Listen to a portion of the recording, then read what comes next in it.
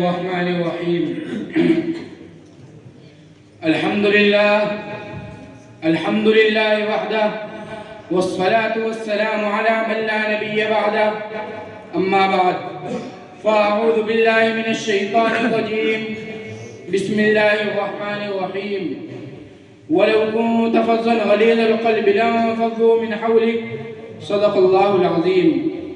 محترم سامعین کرام، اسلام ایک آفاقی مذہب ہے جس کی جملہ تعلیمات میں نہ صرف مسلمانوں کے لیے بلکہ تمام باشندگان عالم کے لیے واضح روشنی موجود ہے.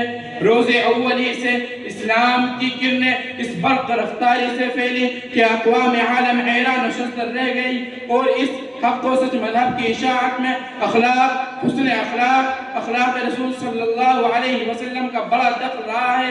باطل نظریات کے حاملین نے یہ ثابت کرنے کے لیے ہر قسم کے ہتھ کنڈے اپنائے کہ اسلام کی اشاعت بزور شمشیر ہوئی ہے، لیکن تاریخ و سیر کا مطالعہ بتاتا ہے کہ اسلام کی اشاعت اخلاق بلکہ مکارم اخلاق سے ہوئی ہے، جس کا اعتراف اپنے تو جانے لیجئے بلکہ غیر بھی کرتے نظر آتے ہیں.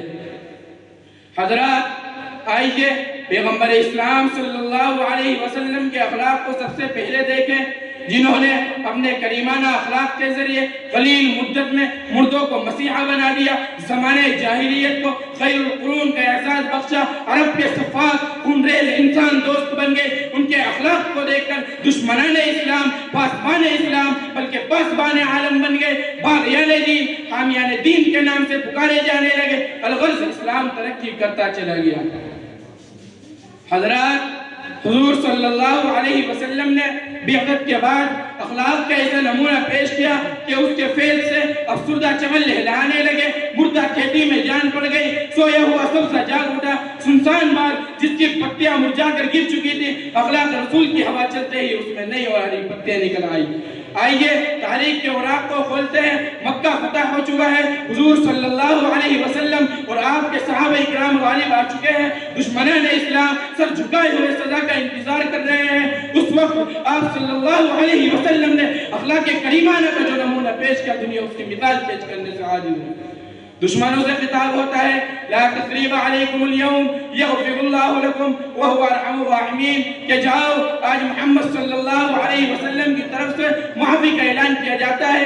آگے بڑھئے. سردار امامہ جو آپ صلی اللہ علیہ وسلم کے خون کا پیاسا تھا، لیکن اخلاق رسول صلی اللہ علیہ وسلم سے متاثر ہو کر عاشق رسول صلی اللہ علیہ وسلم بن گیا. اکرامہ بن ابو جہل توحید کا دشمن تھا، اخلاق نبی نے اس کو توحید کا پجاری بنا دیا. فضالہ بن عمیر جان کے در پہ تھا، اخلاق حبیب کی وجہ سے گرویدہ اسلام بن گیا. نجران کا راہب اسلام سے متنفر تھا، حضور صلی اللہ علیہ وسلم کے اخلاق حسن سے متاثر ہو کر اسلام کا شیدائی بن گیا. میں پوچھتا ہوں، ان لوگوں کے خلاف کس نے تلوار اٹھائی؟ کیا یہ قبول اسلام اخلاق کا نتیجہ نہیں تھا؟ میں انہیں چند باتوں پر اپنی تقریر کو ختم کرتا ہوں. ما علینا الا البلاغ.